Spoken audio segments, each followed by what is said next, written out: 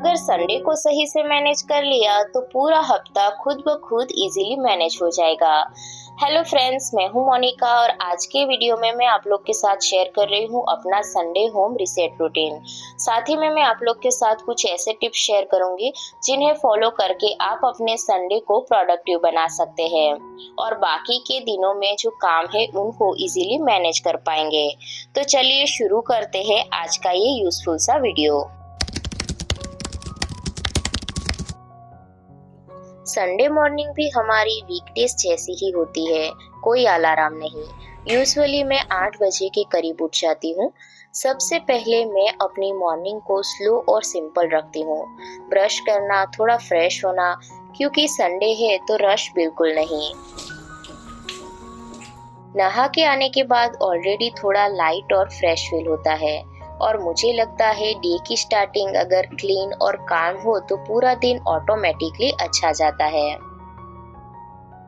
फिर मैं आ जाती हूँ पूजा करने के लिए। मंदिर को थोड़ा क्लीन करके मैं पूजा करती हूँ और ये मेरे लिए रीसेट बटन जैसा होता है। मन और दिमाग दोनों शांत हो जाता है। जैसे हम पूरे घर की क्लीनिंग करते हैं वैसे ही जरूरी है कि हम अपने मंदिर को भी डेली क्लीन करें। उसके बाद जो मैंने डस्टबिन को बाहर रखा होता है उसको मैं घर के अंदर ले लेती हूँ। आपको जो घर के बेसिक काम है ना उसको मॉर्निंग में ही खत्म कर देने हैं ताकि आफ्टरनून का जो टाइम रहता है उसमें आप अपने घर की थोड़ी बहुत डीप क्लीनिंग भी कर पाओ। अपने घर की क्लीनिंग को आसान बनाने के लिए मैंने परचेज किया है Agaro Regal plus vacuum cleaner.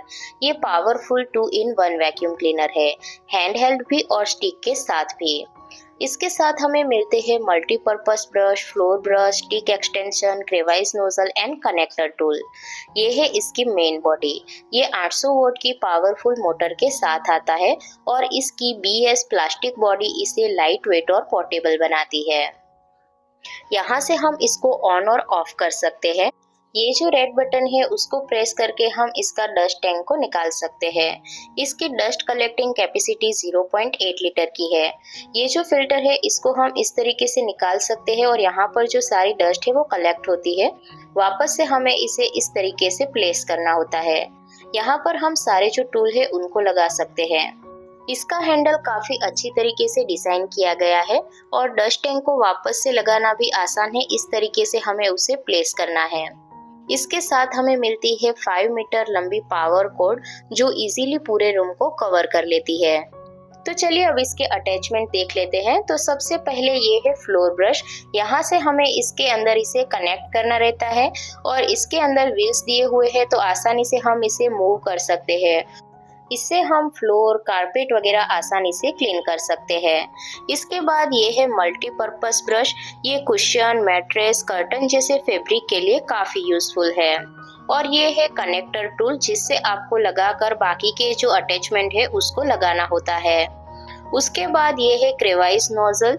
इसके जरिए आप सोफा के कॉर्नर, विंडो चैनल और हार्ड टू रीच एरिया की क्लीनिंग कर सकते हैं। तो चलिए अब देखते हैं इसे लगाना कैसे है। तो यहाँ पर मैं आपको सारे जो टूल्स हैं उनको लगाकर दिखा रही हूँ। इस तरीके से हमें इसे लगाना रहता है। ये है स्टिक एक्सटेंशन। इससे आप इजीली वाइड एरिया और फ्लोर वगैरह क्लीन कर सकते हैं।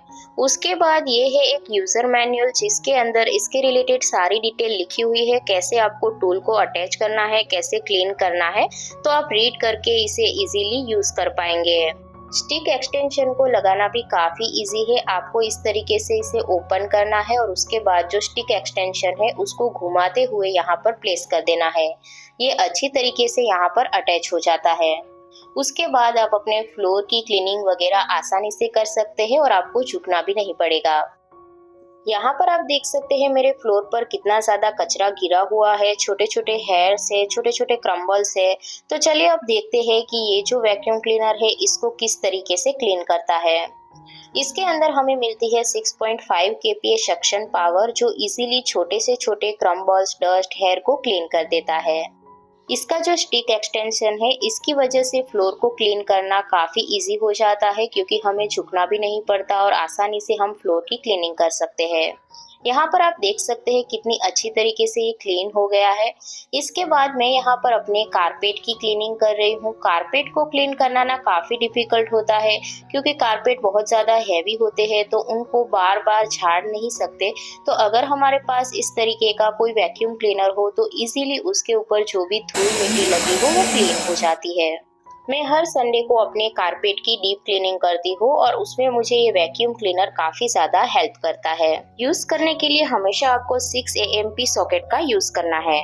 संडे को मैं जो सारे बेडशीट है उनको वॉशिंग में डाल देती हूँ और जो मैट्रेस है उनकी डीप क्लीनिंग कर लेती हूँ। मैट्रेस जो है उनके ऊपर भी कई बार छोटी मोटी डस्ट होती है तो उनको क्लीन करना काफ़ी ज़रूरी है और इसको क्लीन करने के लिए मैं यूज़ कर रही हूँ मल्टीपर्पज़ ब्रश का। तो सबसे पहले मैंने कनेक्टर टूल लगा लिया और उसके बाद मैंने यहाँ पर मल्टीपर्पज़ ब्रश लगा लिया। इसकी हेल्प से अच्छी तरीके से जो भी डस्ट वगैरह होती है, फूड के क्रम्स वगैरह होते हैं, वो अच्छी तरीके से क्लीन हो जाते हैं। उसी ब्रश का यूज करके मैं मेरे कर्टन की भी क्लीनिंग संडे को जरूर से करती हूँ। मल्टीपर्पज ब्रश की हेल्प से हम कर्टन को आसानी से क्लीन कर सकते हैं। कर्टन पे जितनी भी धूल मिट्टी वगैरह लगी होती है वो आसानी से क्लीन हो जाती है। उसके बाद जो हमारी विंडो होती है, उनकी जो चैनल होती है, उनको क्लीन करना भी काफ़ी ज़्यादा ज़रूरी है। तो उनको क्लीन करने के लिए मैं क्रेवाइस नोजल का यूज़ कर रही हूँ। यहाँ पर आप देख सकते हैं कि यहाँ पर कितनी ज़्यादा धूल मिट्टी लगी हुई है, लेकिन हम हाथों से आसानी से इसे क्लीन नहीं कर सकते, इसीलिए मैं इस वैक्यूम क्लीनर का यूज़ कर रही हूँ। तो हफ्ते में एक बार मैं इसको अच्छी तरीके से क्लीन कर लेती हूँ। यहाँ पर आप देख सकते हैं कि ये एकदम स्लिम होने की वजह से आसानी से इसके अंदर जितनी भी डस्ट वगैरह होगी वो क्लीन कर देगा। इसकी साइज काफी कॉम्पैक्ट है तो आप इसे इजीली कहीं पर भी स्टोर कर सकते हैं। यहाँ पर आप देख सकते हैं कि कितनी अच्छी तरीके से ये क्लीन हो गया है। तो चलिए अब देखते हैं इसको क्लीन कैसे करना है। तो सबसे पहले रेड बटन को प्रेस करके मैंने इसके डस्ट टैंक को बाहर निकाल लिया है और फिर हमें इसके फिल्टर को बाहर निकाल लेना है। मैं यहाँ पर एक पॉलीथीन में लेकर आपको दिखा रही हूँ कि कितनी ज्यादा डस्ट इसने कलेक्ट की है। ये छोटी से छोटी डस्ट को आसानी से खींच लेता है। इसको क्लीन करने के लिए आप कोई एक ब्रश का यूज कर सकते हैं और ब्रश की हेल्प से आसानी से आप इस फिल्टर को क्लीन कर सकते हैं। आपको एक बात का ध्यान रखना है कि फिल्टर और मेन यूनिट को कभी पानी में इमर्स नहीं करना है। बाकी बॉडी को आप ड्राई क्लॉथ की हेल्प से वाइप कर सकते हैं। अगर आप ये अगारो रिकल प्लस 2-in-1 वैक्यूम क्लीनर खरीदना चाहते हैं तो लिंक आपको डिस्क्रिप्शन बॉक्स में मिल जाएगी। घर का थोड़ा बहुत डीप क्लीनिंग का काम फिनिश करने के बाद मैं आ जाती हूँ किचन में अपना ब्रेकफास्ट बनाने के लिए। यूजुअली जो संडे को हमारा ब्रेकफास्ट होता है वो 11 बजे के करीब होता है। संडे को जो हमारा ब्रेकफास्ट होता है वो थोड़ा सा हैवी होता है, तो आज मैं बना रही हूँ आलू के पराठे।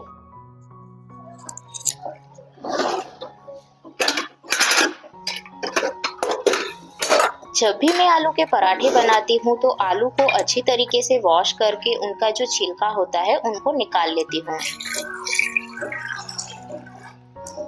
अगर आपको संडे को कोई एक्स्ट्रा काम करने हैं ना, तो हमेशा जो ब्रेकफास्ट होता है उनको थोड़ा सा हैवी बनाइए ताकि बच्चों को जल्दी भूख ना लगे। जब तक यहाँ पर आलू बॉईल हो रहे हैं तब तक मैं हरे धनिए की चटनी बना लेती हूँ। संडे के दिन में मोस्टली सुबह जो डीप क्लीनिंग का काम होता है ना वो फिनिश कर लेती हूँ और आफ्टरनून के बाद जो भी मुझे चीज़ों को ऑर्गेनाइज करना हो वो मैं करती हूँ। संडे के दिन ऐसा ज़रूरी नहीं है कि आपको सारा दिन रेस्ट ही करना है। आप रेस्ट भी करो और साथ ही साथ थोड़ा बहुत काम भी करो, ताकि आने वाले दिनों में आपके जो काम का स्ट्रेस है वो थोड़ा सा कम हो जाए। बाकी दिनों के मुकाबले संडे हमें ज्यादा टाइम मिलता है, क्योंकि बच्चों को स्कूल नहीं भेजना होता, उन्हें लेने नहीं जाना होता, हस्बैंड के लिए टिफिन नहीं बनाना होता। तो इस टाइम को यूज करके हम बाकी जो एक्स्ट्रा काम है उनको कर सकते हैं।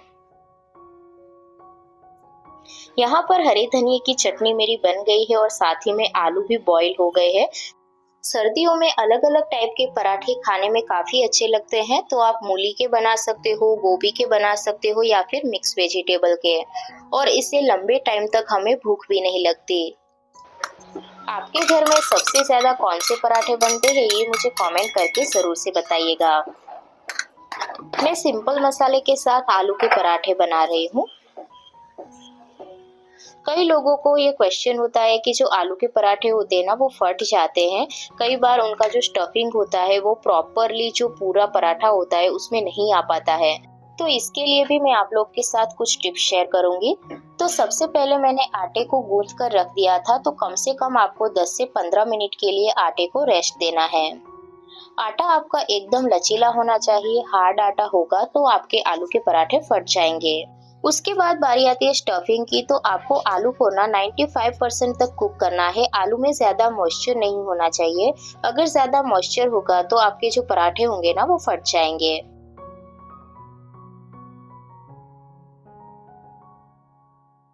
कई बार ऐसा होता है ना कि संडे को हम पूरा दिन आराम में निकाल देते हैं और फिर हमें गिल्ट होता है कि हमने पूरा संडे ऐसे ही बर्बाद कर दिया और कुछ नहीं किया। लेकिन अगर आप थोड़ी सी प्लानिंग करें तो अपने संडे को भी प्रोडक्टिव बना सकते हैं। ऐसा नहीं है कि पूरा दिन सिर्फ काम ही करना है, लेकिन एक बात का ध्यान रखना है कि पूरा दिन सिर्फ आराम भी नहीं करना है। आप आराम के साथ साथ थोड़ा बहुत काम करेंगे तो आसानी से अपने घर के काम को मैनेज कर पाएंगे। जो एक्स्ट्रा काम होते हैं, जैसे आपको पेंट्री को रिस्टॉक करना है या फिर किसी चीज को ऑर्गेनाइज करना है, डीप क्लीनिंग करनी है, ये सारे काम ना आप संडे को रखिए।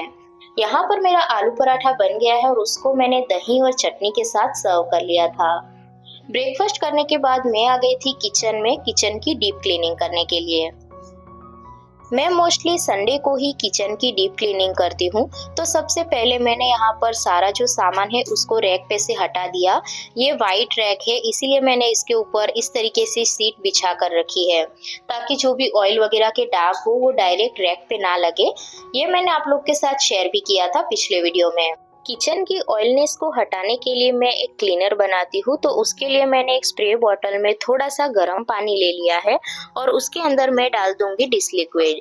इन दोनों को अच्छी तरीके से मैं मिक्स कर लेती हूँ और इसी क्लीनर का मैं यूज करती हूँ अपने किचन को क्लीन करने के लिए। तो सबसे पहले रैक पे मैं थोड़ा सा स्प्रे कर दूंगी और मैं एक माइक्रोफाइबर क्लॉथ का यूज करती हूँ इन सारी चीजों की क्लीनिंग के लिए। मेरे किचन में व्हाइट टाइल्स लगी हुई है, जिसकी वजह से वो बहुत जल्दी गंदी हो जाती है। मैं डेली उसको क्लीन करती हूँ, लेकिन इस क्लीनर की हेल्प से मैं वीकली उसे क्लीन कर लेती हूँ, ताकि जितनी भी चिकनाहट हो वो आसानी से निकल जाए। किसी ने मुझे कमेंट किया था कि आप किचन की चिकनाहट हटाने के लिए कोई टिप्स बताइए।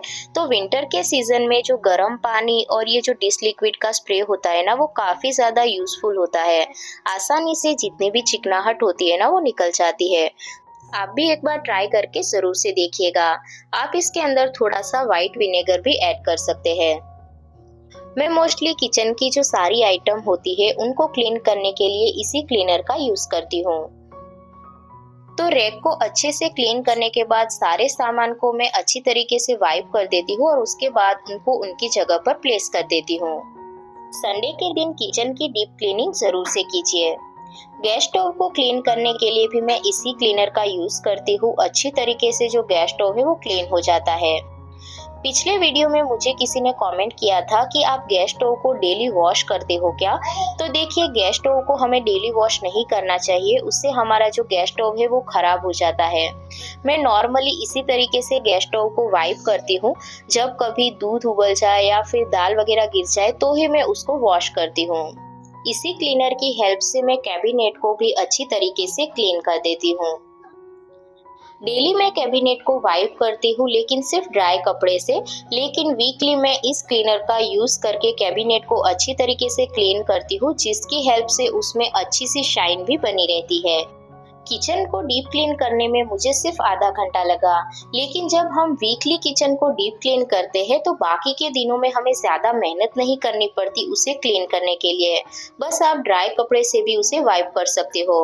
संडे को सारी सब्जियों को सॉर्ट करके फ्रिज में रख दीजिए। मैं ये काम आफ्टरनून में करती हूँ, जब घर का सारा काम खत्म हो चुका होता है। अगर आप वर्किंग वुमन है या फिर आपको अर्ली मॉर्निंग हस्बैंड के लिए टिफिन बनाना होता है तो ये टिप आपके लिए काफी हेल्पफुल रहेगा।